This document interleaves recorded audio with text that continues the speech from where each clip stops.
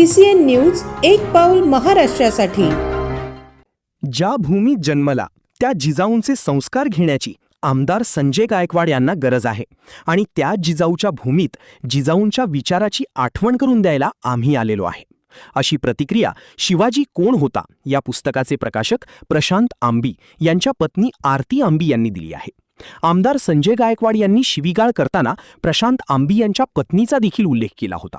त्यामुळे प्रशांत आंबी यांच्यासह त्यांची आई, पत्नी आणि बहीण देखील सामूहिक पुस्तक वाचण्यासाठी बुलढाणा जिल्ह्यात दाखल झाले आहेत। आंदोलनाची हाक घेण्यात आली होती, कशा स्वरूपाचं हे आंदोलन असणार आहे? आज आपण आमदार संजय गायकवाड यांच्या घरावर मोर्चा आयोजित केलेला आहे। मोर्चा कलेक्टर ऑफिसपासून निघेल आणि आमदार साहेबांचं जे घर आहे त्या घरावर ज्या पुस्तकात संदर्भात त्यांनी मला कॉल केला होता ते कॉम्रेड गोविंद पानसरे यांचं शिवाजी कोण होता पुस्तकाचं वाचन आपण तिथे करणार आहोत। पोलिसांनी या मोर्चाला आंदोलनाला परवानगी दिली आहे। मी आत्ताच इथं या जिल्ह्यामध्ये जिजाऊंच्या जिल्ह्यामध्ये दाखल झालोय, त्यामुळं तिथली सध्याची काय परिस्थिती आहे याची मला कल्पना नाही। मी आत्ता प्रसारमाध्यमावर बघितलं की जिथं आम्ही शिवाजी कोण होता या पुस्तकाचं वाचन करणार होतो तिथला मंडप त्यांनी दडपशाही करून हटवलेला आहे। तिथं उपस्थित असणाऱ्या लोकांना प्यायला पाणी सुद्धा ठेवलेलं नाही। खरं तर या संपूर्ण विषयावर आमदार संजय गायकवाड यांनी दिलगिरी व्यक्त केली होती आणि त्यामुळे याच्यावर पडदा टाकावा अशा पद्धतीची मागणी त्यांच्याच कार्यकर्ते करण्यात आली। आपण जर तो 9 मिनिटाचा कॉल रेकॉर्ड ऐकला तर तो कॉल रेकॉर्ड फक्त एका दिलगिरीनं, म्हणजे माफी आणि दिलगिरी या शब्दामध्ये फरक असतो, ते माफी हा शब्द वापरण्याचं धाडस सुद्धा त्यांनी केलेलं नाही। म्हणजे अजून सुद्धा त्यांची मगरुरी जी आहे ती गेलेली नाही आहे। ते फक्त मी दिलगिरी व्यक्त करतो असं म्हटलेलं आहे।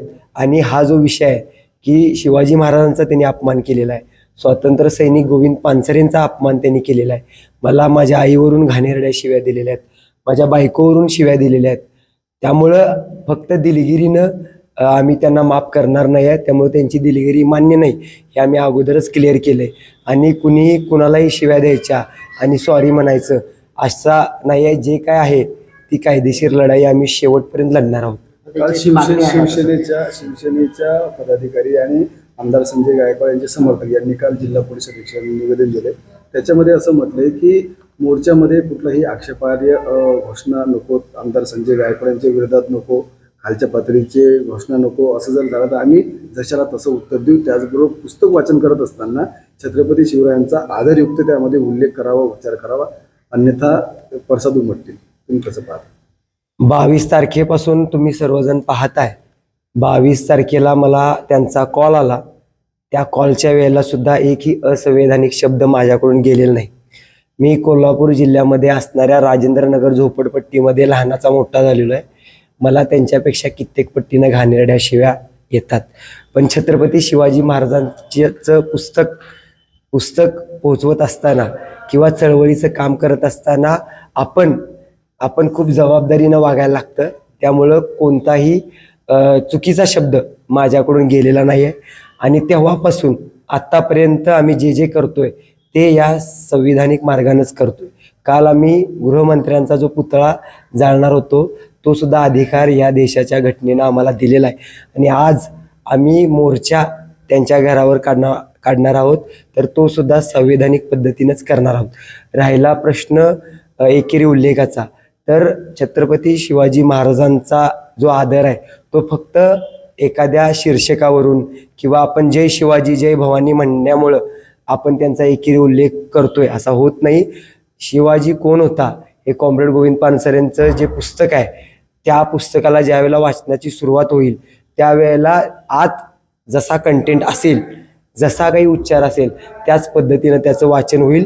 कारण की या पुस्तकाचा जो उद्देश आहे तो शिवाजी महाराजांचा अनादर करणे हा नसून, जसं आपण आईलाही आई म्हणतो म्हणजे काही एकेरी हाक मारत नाही, जय भवानी जय शिवाजी ही घोषणा देतो म्हणजे काय आपण एकेरी हाक मारत नाही, अरे देवा म्हणतो म्हणजे काय देवाला एकेरी हाक आपल्याला मारायची नसते। त्याप्रमाणेच त्या आई या भावनेतूनच हे पुस्तक लिहिलेलं आहे। त्यामुळं महाराजांचा अनादर करण्याचा कोणताही हेतू ना लेखकांचा होता ना प्रकाशक म्हणून माझा आहे। तुम्हाला समजा आता पोलिसांनी जाऊ दिलं नाही, त्यांनी तुम्हाला अडवलं, तर तुमची काय भूमिका आहे? विषय फक्त इथं माझा नाही आहे. हा मोर्चा जो आहे तो भारतीय कम्युनिस्ट पक्ष आणि समविचारी परिवर्तनवादी सर्व आंबेडकरी पक्षांच्या वतीनं काढलेला आहे. त्यामुळं मला जरी डिटेन करण्याचा पोलिसांनी प्रयत्न केला तर माझं प्रतिनिधित्व मोर्चातले लोक करतील.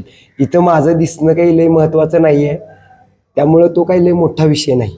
व्हायरल होतं जे जिल्हाधिकाऱ्यांना दिल्याचं बोललं जातं, त्याच्यामध्ये अशी मागणी केली आहे की गोविंद पानसरे यांच्यावर मरणोत्तर गुन्हा दाखल करण्यात यावा, तुमच्यावर देखील गुन्हा दाखल करण्यात यावा आणि त्यानंतर पुस्तकावर बंदी घालण्यात यावी किंवा पुस्तकाचं शीर्षक बदलण्यात यावं. त्या पत्रासंबंधी मला खूप काही बोलायचं आहे, पण ते मी मोर्चाच्या ठिकाणी बोलेन. कारण की ते बोलत असताना काही खूप सविस्तर मी बोलणार आहे. माझी आई आणि माझी बहीण, माझ्या 2 बहिणी इथं आता सध्या उपस्थित नाहीत. आम्ही थोडं उशिरा आलो आहे या ह्याच्यात, त्या आवरत आहेत. त्यामुळं मी मोर्चाच्या ठिकाणी ते माझे कुटुंबीय सर्व ज्यावेळेला उपस्थित असतील त्यावेळेला मी इन डिटेल त्यावर बोलेन. तरी तुम्ही शॉर्टमध्ये काय बोलले? नाही, मी काल आपल्या प्रसारमाध्यमांच्या वतीनं मला जेवढं मीडियाकडून कळलं त्याबद्दल मी बोललेलो आहे. नंतर मला निवेदन जे आहे ते प्राप्त झालेलं आहे, त्याच्यामुळं खूप सविस्तर मला बोलायचं आहे. त्याच्यामुळं कधी कधी अर्ध बोलण्यामुळं गैरसमज होतात, त्यामुळं मी मोर्चाच्या ठिकाणी बोलेन. तेवढं सहकार्य आपण करावं. खरं तर आमदार संजय गायकवाड यांनी प्रशांत भुवनात जी काही शिवीगाळ केली आहे त्याच्यामध्ये आपलाही उल्लेख करण्यात आला आहे. संपूर्ण राज्यभरातून पडसाद उमटले. काय नेमके आपल्या भावना आहेत? आज आम्ही जिजाऊंच्या भूमीमध्ये आलेलो आहे. खरं तर इथल्या लोकप्रतिनिधीला जिजाऊंच्या विचारांची पुन्हा एकदा आठवण करून द्यायची गरज आहे, यासाठीच आम्ही इथे आलेलो आहे. त्यांनी जी भासडण्याची भाषा केली, त्यांनी अर्वाच्य शिवीगाळ केली, पण त्यांचे जे नेते आहेत, म्हणजे त्या नेत्यांचे जे नेते आहेत त्यांनी सुद्धा माफी मागितली ना, म्हणून हा विषय संपवायचा प्रयत्न केला. खरं तर हा फक्त आमच्या कुटुंबियांचा प्रश्न नाहीये. यामध्ये शिवाजी महाराजांच्या नावाचा उल्लेख करून शिवीगाळ करण्यात आलेली आहे, जीवे मारण्याची धमकी देण्यात आलेली आहे. मी आणि माझे पती प्रशांत अंबी, आम्ही दोघं देखील चळवळीतील कार्यकर्ते आहे. 10-12 वर्ष चळवळीमध्ये काम करतोय, त्यामुळे जीवाची भीती आम्हाला नाहीये. पण एखादा लोकप्रतिनिधी जर अशा पद्धतीने कायम बोलत असेल, हे झाल्यानंतर 2 दिवसानंतर आम्ही त्यांच्या मुलाची एक क्लिप व्हायरल झालेली बघितली, त्यामध्ये देखील त्या अश्लील शिवीगाळ करतायत. तर अशा पद्धतीने जिजाऊच्या भूमीमध्ये शिवीगाळ जी होते, महाराष्ट्र याच्याकडे बघतोय आणि ही निंदनीय गोष्ट आहे. त्यामुळं आमदार साहेबांना आम्ही विनंती करायला आलोय की ज्या भूमीत जन्मलाय त्या जिजाऊंचा तरी जिजाऊंकडून जे संस्कार घ्यायची तुम्ही गरज आहे, ते संस्कार आज त्यांना आठवण करून देण्यासाठी आम्ही या भूमीमध्ये आलेलो आहे.